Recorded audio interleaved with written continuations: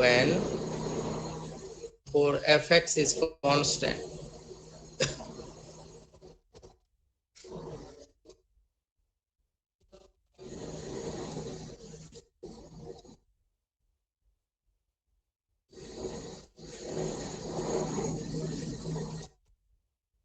When force is constant. But when force is not constant, you cannot take out this fx outside the integration sign. Okay. There are also another type of force which is called a spring force, and you have known about that force in Hooke's law, that is fx is equal to minus kx. Okay, that is the restoring force. So if you stretch a string, then the string will try to come back to its original position with a force which is minus kx. And if you want to stretch this spring, then you must apply a force which is fx is equal to plus kx, isn't it? So this is the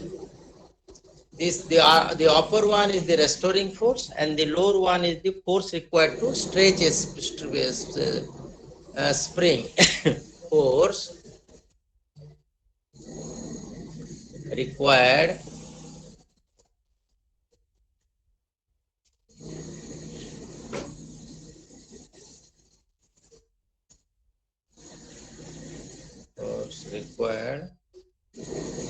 to stretch a spring.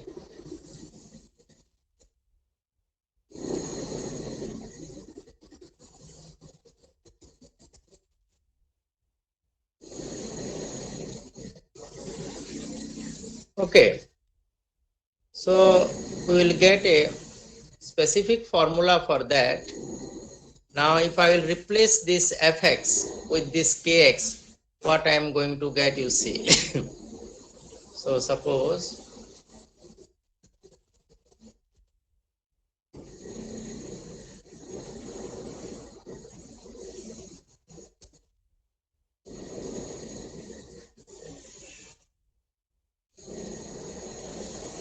then this is equal to x1 to x2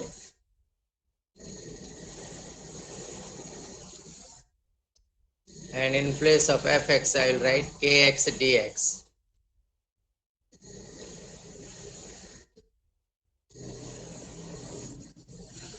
Okay, so k will be taken constant. So finally you will get half kx2 square minus kx1 square. Half k is the spring constant. Half kx2 square minus half kx1 square.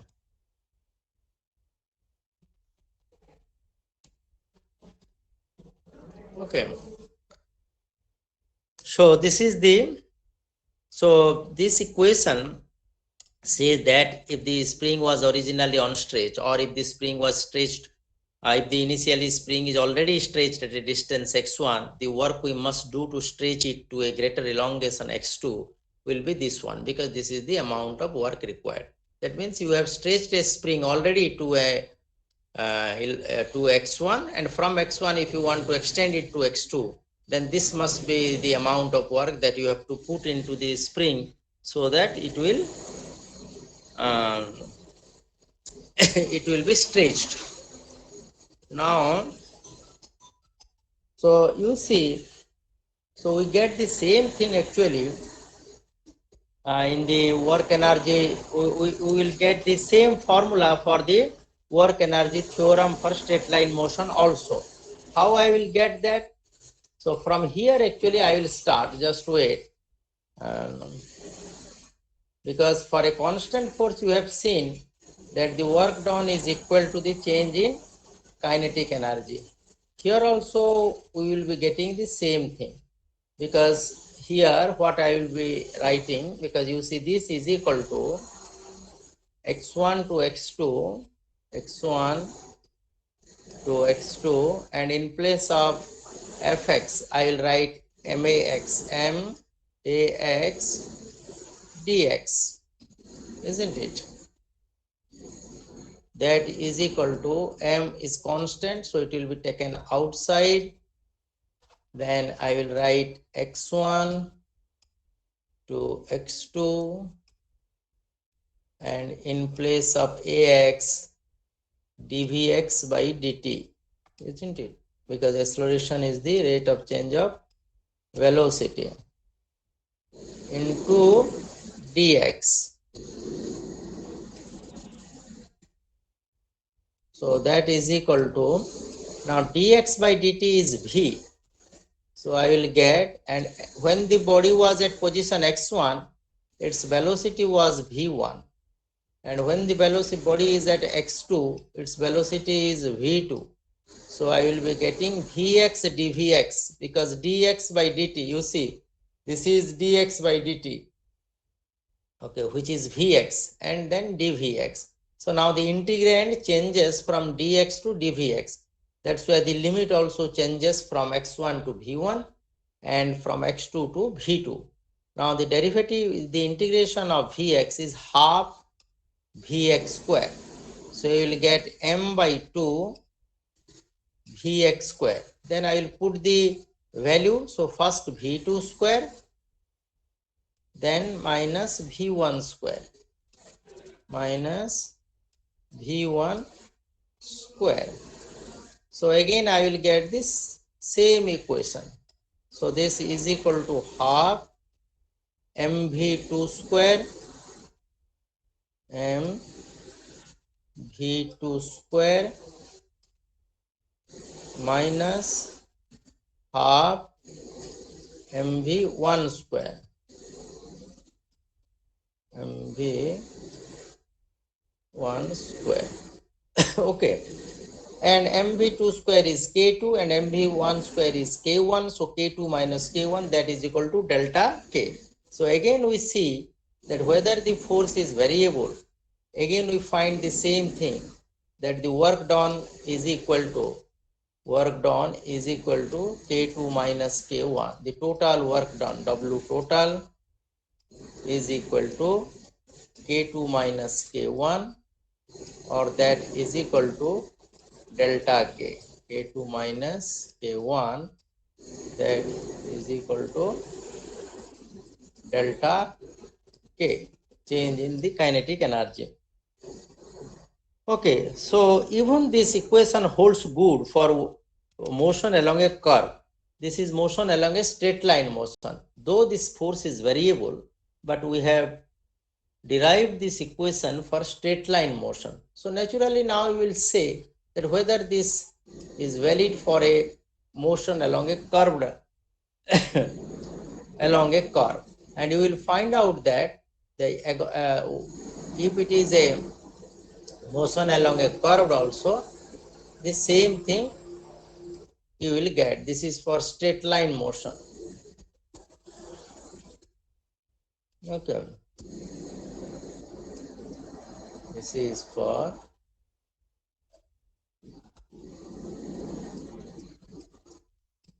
straight line motion. Okay, so even if you will do work, but that we are not going to discuss. So finally let us see what are the lesson plan for this. Just wait.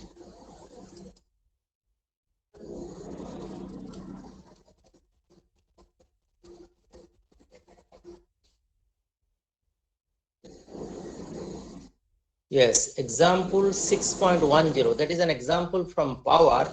So now we'll go to power. Okay, so let me erase it. So now you see whether the force is constant or whether the force is varying, the work energy theorem holds good in all the cases, in all the situations. Okay, so this will be asked as a question in the examination, that derive an expression for work energy theorem either for a constant force or for a varying force. Now I will come to the last part of this topic, which is 6.4, and that is power. Okay.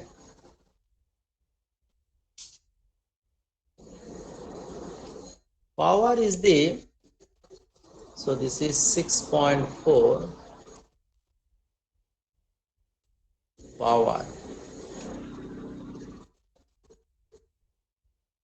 In physics, power is defined as the rate of doing work. Suppose there is a boy and there is a man.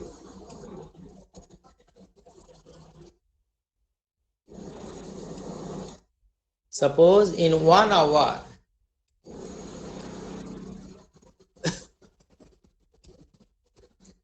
this fellow did a work of, suppose he did a work of 600 joule and he did 1200 joule. Okay. So for 1200 joule, suppose he took 5 seconds,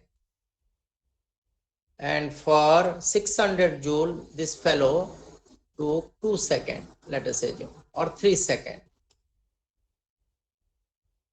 Okay, this is 3 seconds, and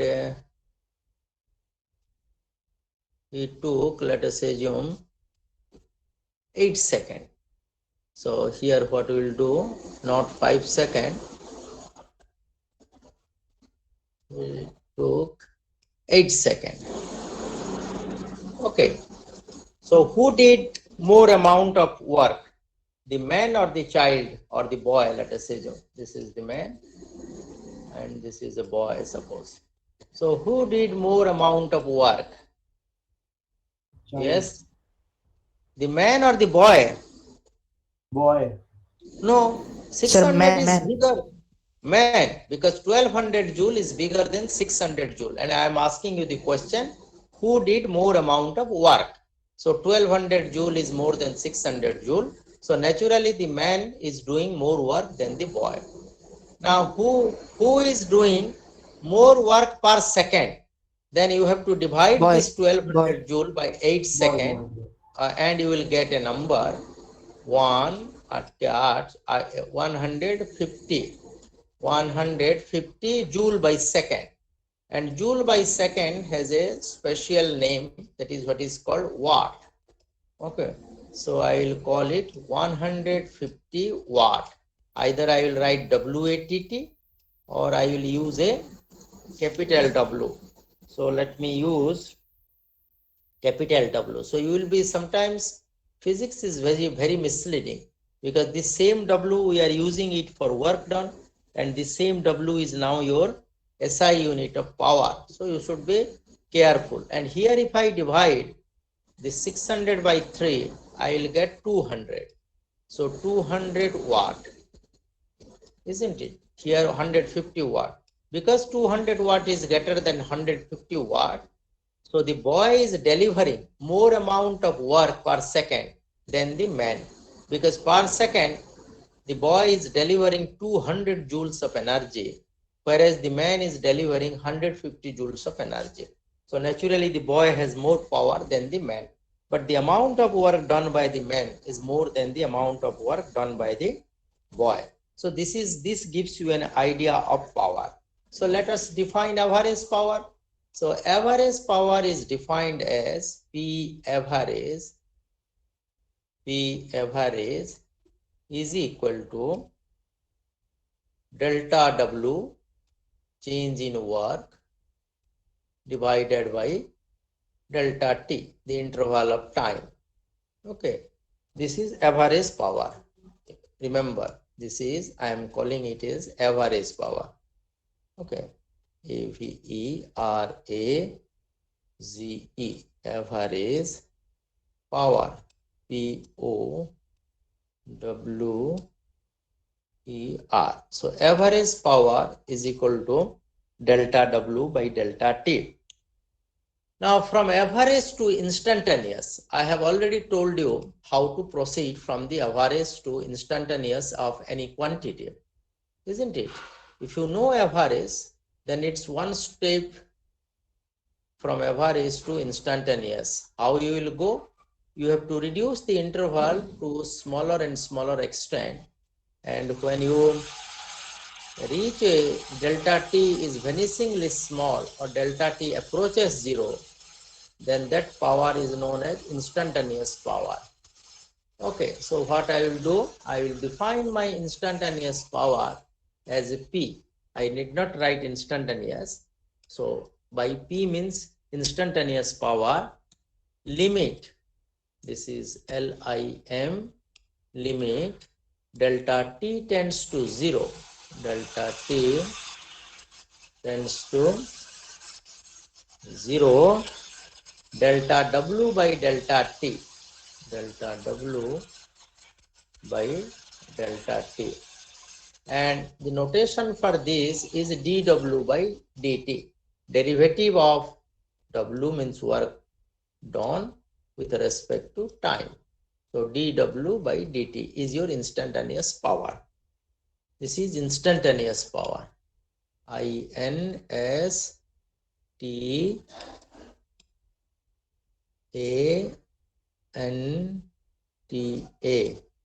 instantaneous, NEOUS, instantaneous power, instantaneous power. So this instantaneous power, we can also find out this instantaneous power by another thing, because you see what is W. Now I am just continuing from there. So d by dt, the parallel component of F, because the parallel component ultimately does the force, the work, or W is equal to F dot ds, isn't it? So we can call it as F dot ds. Okay, that is W, because that is your dW, sorry. So this d will not be there, just wait, because dW means F dot ds, F dot ds. So I will be making a 1 here, okay, 1 F, because dW is F dot ds. Now this is F dot ds by dt, isn't it? And ds by dt is V. So instantaneous power is equal to the dot product of force and velocity, the dot product of force and velocity, the dot product of force and velocity. So that is instantaneous rate at which force F does work on a particle. Okay, so this is instantaneous power. Now what we'll do a problem example. Okay, so what is the example? Example 6.10. So let me write this. Example 6.10, and example 6.10, a 50 kg, a 50 kg marathon runner runs up the stairs, to the top of, there is a name, but I should write only the building, to the top of 443 meter tall, TALL, tall tower,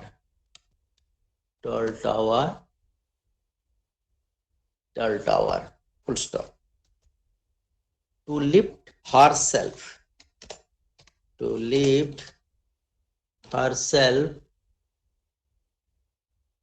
the top to the top in 15 minutes. In 15 minutes, what must be her? What must be her average power output? Average power output express your answer. Express your answer in watts, in kilowatts, in kilowatts, and in horsepower, and in horsepower.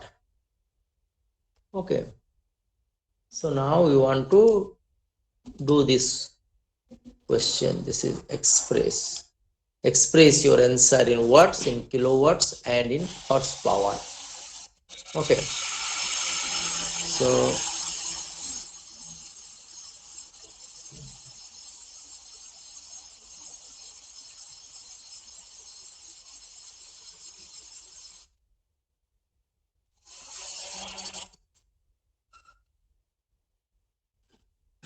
okay, so this is example 6.10. Example 6.10.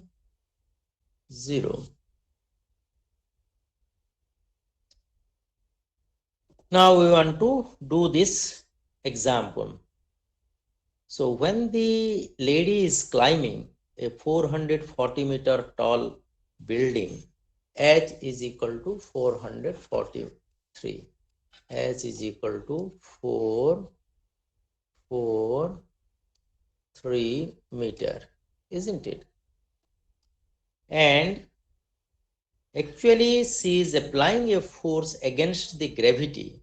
Against the gravity means the gravity is pulling its mass. So she has a weight downwards. And in order to climb upwards, the lady must apply at least a force equal to her weight. So what will be the force here? So the force is equal to weight of the lady, which is equal to mg. And I will write, because her mass is 50 kg. She is a marathon runner. So very lean and thin. So 50 into 9.8. 50 into 9.8 you are familiar with. It is 490 Newton into H. Sorry, this is mg only I am calculating. So here no H will come. So this becomes 490 Newton. Because 100 if you multiply it will be 980, divided by 2, so that becomes 490. So 490 Newton. So the lady, a force of 490 Newton is displacing the woman or the lady through 443 meter. So the displacement is 443 meter, force is constant, which is 490 Newton. So what will be the work done? So the work done is equal to force into displacement. So force is mg, displacement is h.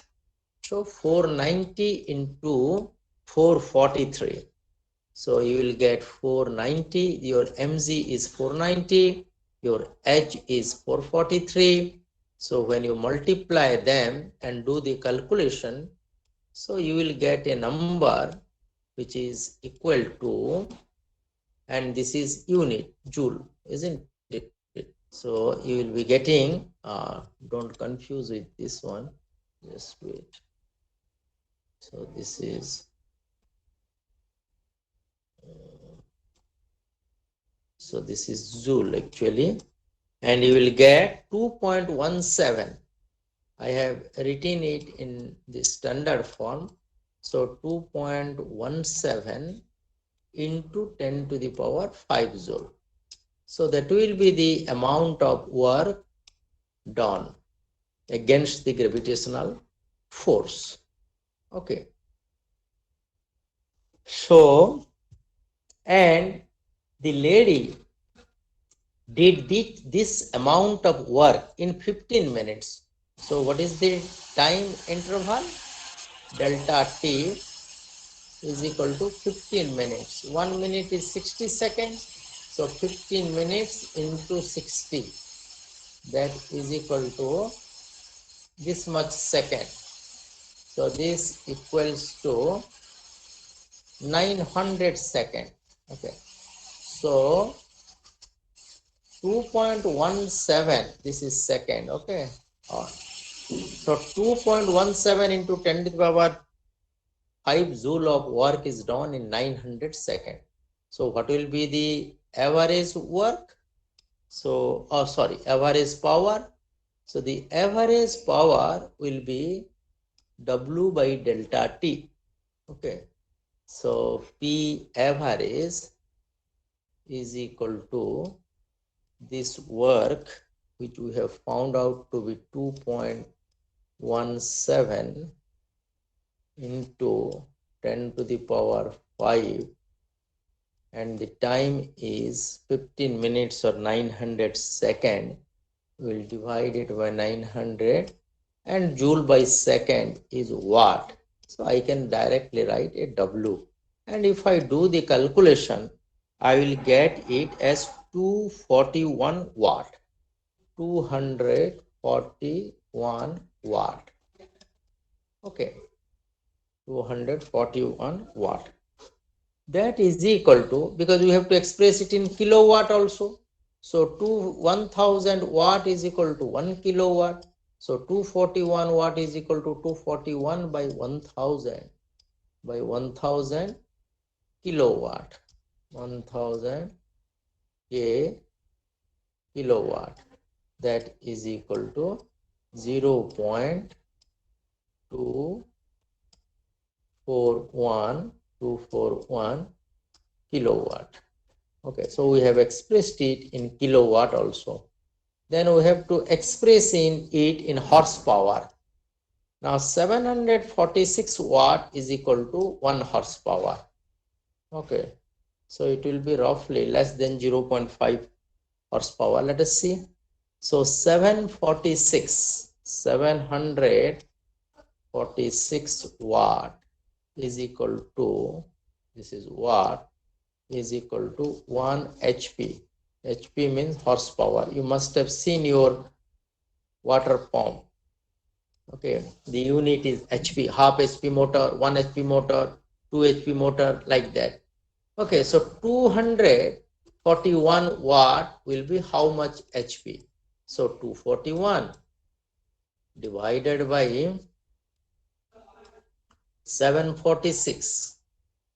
746, that is equal to 0.323 kilowatt, HP.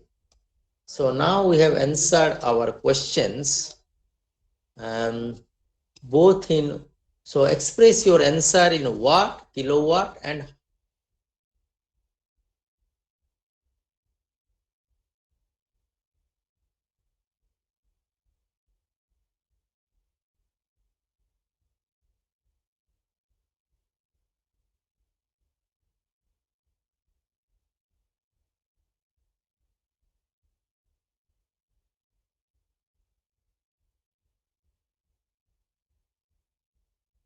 see, this is, now we'll go to the, I hope I have covered everything. Let us just check it.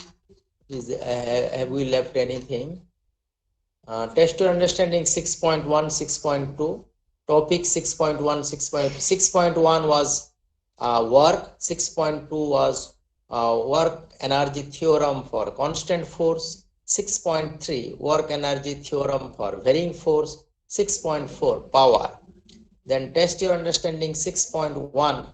There are many forces acting on a electron which is moving with a constant speed along each direction, and the question was asking what will be the net work done on the electron, and your answer would be 0. And in test your understanding 6.2, we have to find out the kinetic energy in 4 different situations. 6.2 example was, what was 6.2? 6.2 was that sled. What is the total amount of work done on the sled and the work done by individual forces? And 6.3 is, if the sled is already moving with 2 meter per second, after 10,000 joule of work is being done on the sled, what will be its new speed? Okay, and then today we will do about this power. And you know, power is the rate of doing work. First I define average power, then we go to instantaneous power. Then now I will write 6.2, 6.20 and 6.47, the assignment exercises for you of chapter 6. Okay, so first 6.2. So what is 6.2? Let me see. So 6.2 is a trough of mass 10 tons. 6.2 assignment exercises. Assignment exercises. Okay, 6.2. A trough of mass 10 tons. A trough of mass. A trough of mass. A trough of mass 10 tons. TONNES. 10 tons. Travels up on an inclined terrain. On an inclined TERRAIN terrain of angle 15 degree to the horizontal, of angle 15 degree to the horizontal, at a constant speed of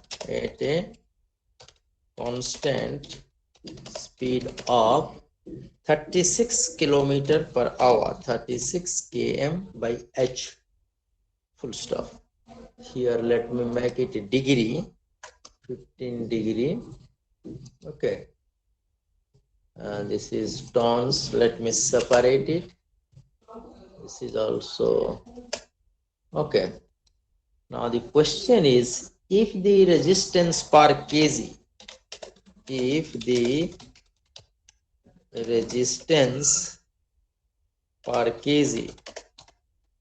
per kg of the trough is 0.025 Newton, 0.025 Newton, determine the power of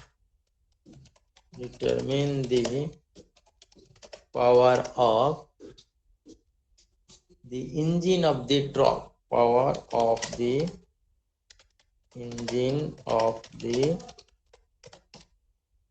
trough. For calculation simplicity, take G is equal to 10 meter per second square. 10 meter per second square. Okay. 10 meter per second square. So this is 6.2. Then 6.20.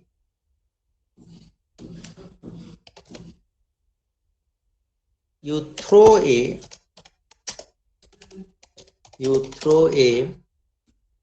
20 Newton rock vertically into the air,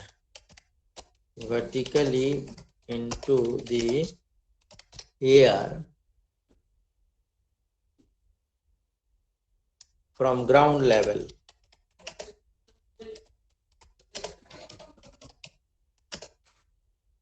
You observe that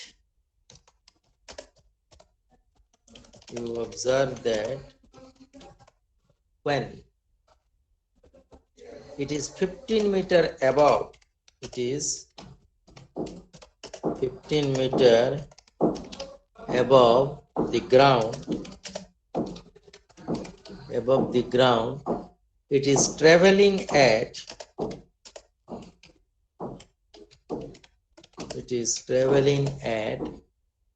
25 meter per second upward.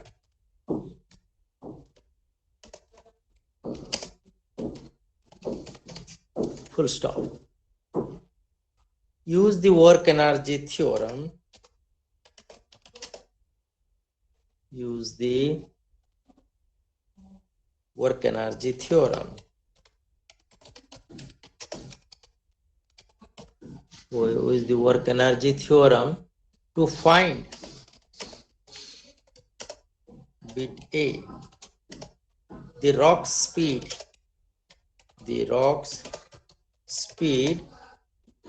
just as it left the ground.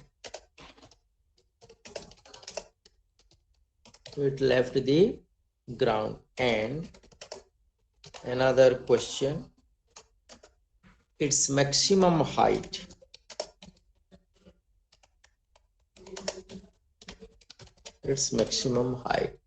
And then the last question, 6.28, I think. What is this question? 6.47. So 6.47.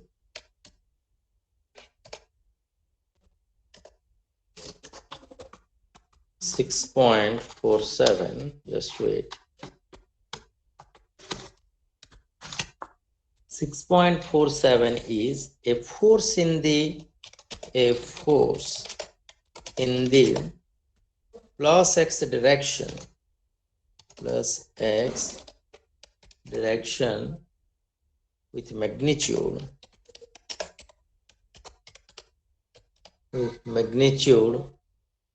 fx is equal to fx is equal to 18 Newton minus 0.530 Newton per meter. Okay, and outside the bracket x is applied to a 6 kg box. 6 kg box. 6 kg box.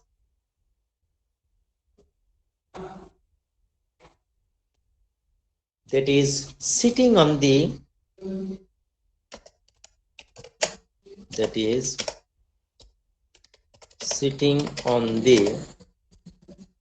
horizontal,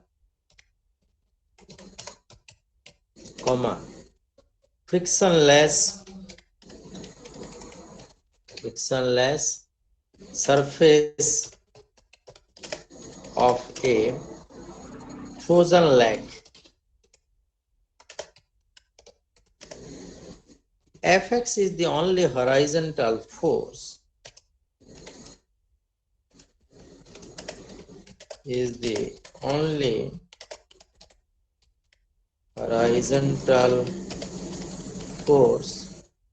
On the box. If the box is initially at rest,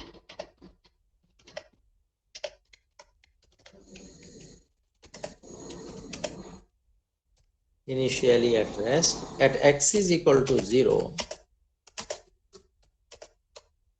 what is its speed?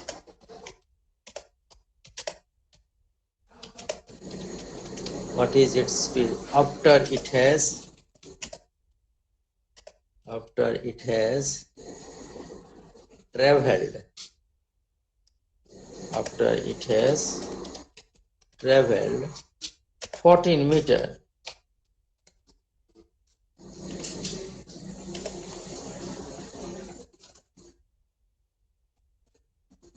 So these are the three assignment questions. So let us take it to the other page so that if you can take a screenshot of these questions.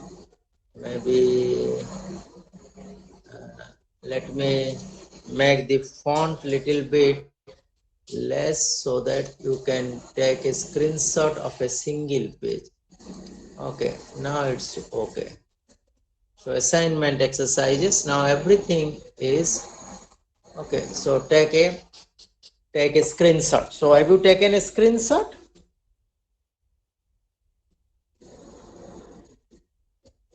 Hello? Yes, sir. Have you taken a screenshot? Yes, sir. Okay. Okay. So we have got still 15 minutes. So let us discuss certain things. A force in the positive, this is also, let me make this x an equation x so that it will look little bit better. So this x also, let me, okay, this also,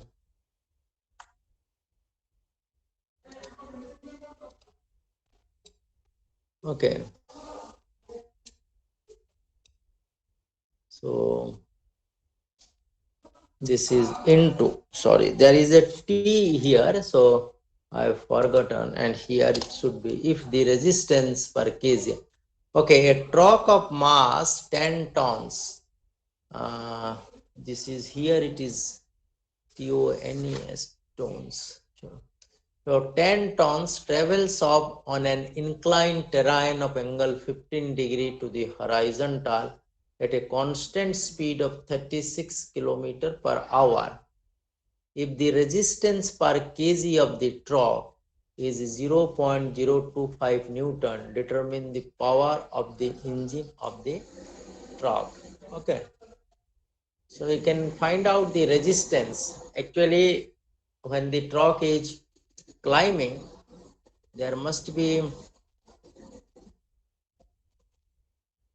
two forces. So let us see.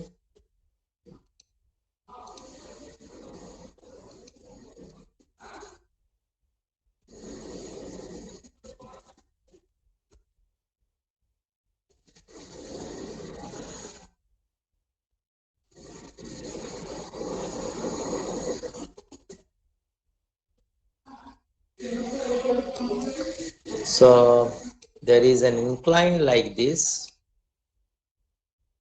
This angle is 15 degree and the torque is climbing with a constant speed in a fixed direction, because this inclination is also not changing. So the torque is climbing. Okay. And with a constant speed.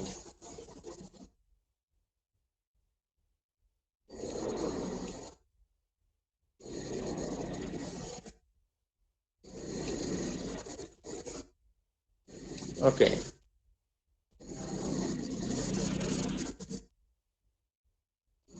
And what is the mass of the torque? 10 ton. 1 ton is 1000 kg. So 10 ton is 10 into 10 to the power 3 kg. So the mass of the torque is 10 to the power 4 kg. So mass of the torque is 10 to the power 4 kg. Per kg, the resistance force the torque experiences is 0.025 Newton. So 0.025 Newton per kg of mass. Okay. So this we can write it as 2.5 into 10 to the power minus 2 in standard form. I can write it like this. Okay. So for 10 to the power 4 kg, the force of resistance will be F is equal to 2.5 into 10 to the power minus 2 into 10 to the power 4, isn't it? So the resistance force will become 250, I think. So 2.5, 1 0 will be 0.25, another 0 will be 0.025. So 1000 kg, 10 tons. Okay, this will be 204 minus 2 will be 2. So 250 Newton. So 250 Newton resistive forces the torque is experiencing. And what is the speed of the torque? The speed of the torque is 36 kilometer per hour. That is equal to 36,000 meter, 36,000 meter divided by 3,600 second. 1 hour is equal to 3,600 second. So I will be getting 10101010. So 10 meter per second. So the torque is moving with a constant speed and a constant direction, because that inclination is not changing. It is 15 degree. So the net forces acting on the torque is a 0. Okay. So a resistive force is acting because the torque is moving in this direction. A resistive force is acting in this direction. This is the force.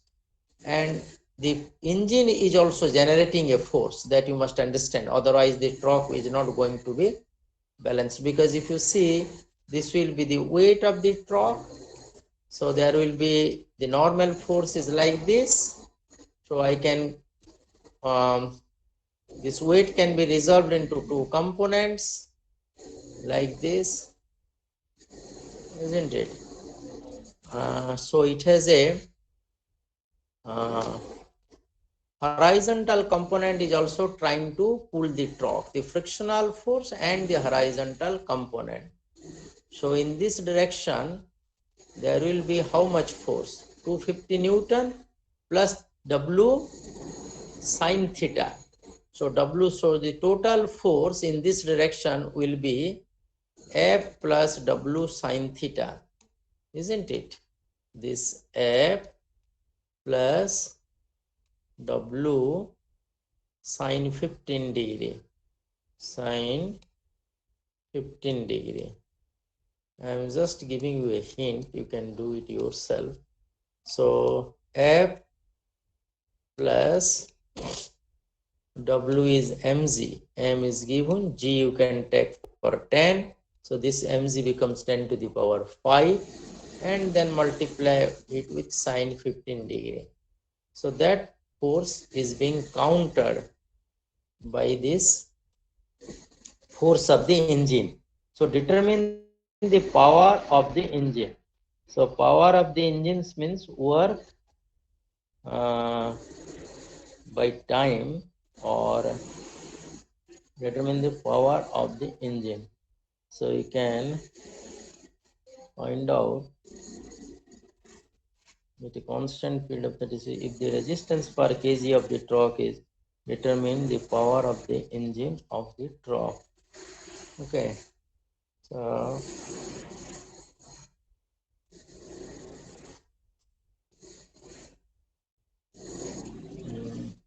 we can multiply this force, because we have to find out the instantaneous power.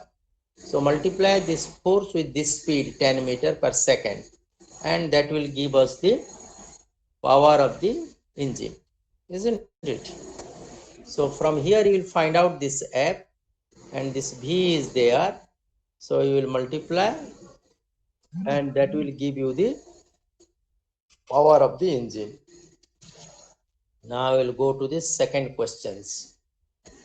You throw a 20 Newton rock vertically into the air from ground level. You observe that when it is 15 meter above the ground, it is traveling at 25 meter per second upward. use the work energy theorem to find the rock speed just as it left the ground and its maximum height. Okay, 20 Newton rock. So these are very interesting questions. Actually, you should do it yourself so that you will appreciate the pleasure of doing it. Whether you will be able to do it or not is not important, but you must learn how to apply whatever you have learned in this chapter. So I think you should do these problems because you have to apply the work energy theorem and find out this thing, isn't it? So you throw a 20 Newton rock vertically, that is the weight of the rock is given. You observe that when it is 15 meter above the ground, it is traveling at 25 meter per second. Use the work energy theorem to find the rock speed just as it left the ground and its maximum height. Similarly, a force in the positive x direction with magnitude Fx is equal to 18 Newton minus 0.530 Newton per meter x. Now the force is a varying force, is applied to a 6 kg box that is sitting on the horizontal frictionless surface of a frozen lake. Fx is the only horizontal force on the box. If the box is initially at rest, okay, if the box is initially at rest at x is equal to 0, what is the speed after it has traveled 14 meter? Okay, so I think you just give a try to all these questions, and if you, so that will give you the joy of working all these things. Okay, so you have already taken this the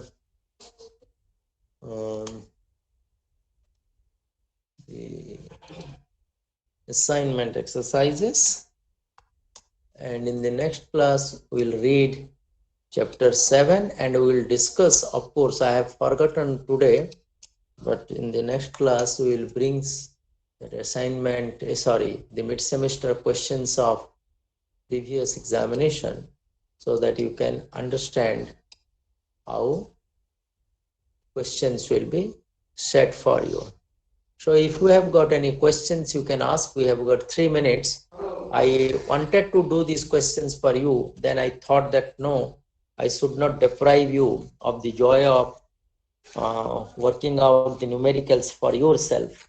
Okay, that's why I stopped it there. Yes, if you have got any questions, you can ask me. In the next class, hopefully, we'll discuss some of the earlier mid-semester questions. Okay. So previous were questions you have told to discuss, sir. Shubham Swai. Yes, I have forgotten to bring the questions. So next time I will discuss those questions. Any other queries? Any other things? If you like to ask. Sir, Yes. please send the lab manual to us. Lab? Lab manual, sir. Oh, lab manual. Lab manual. I will send it. Actually, they should have sent it. You have all of you have submitted your assignment copies, isn't it? Yes, sir. So the lab manual. Lab manual, I will also send it to you. So I will send a mail today itself to the central team. Hopefully they will send the lab manual to you. Any other things? Write a mail to the section authority. No one replies, sir. मैं अब तक बहुत बार mail कर चुका हूँ section authority को, पर reply नहीं आता है. Yes. Today I will write a mail to them to send the question, send this thing to you. Okay. Just wait for. When is your lab? Today, sir.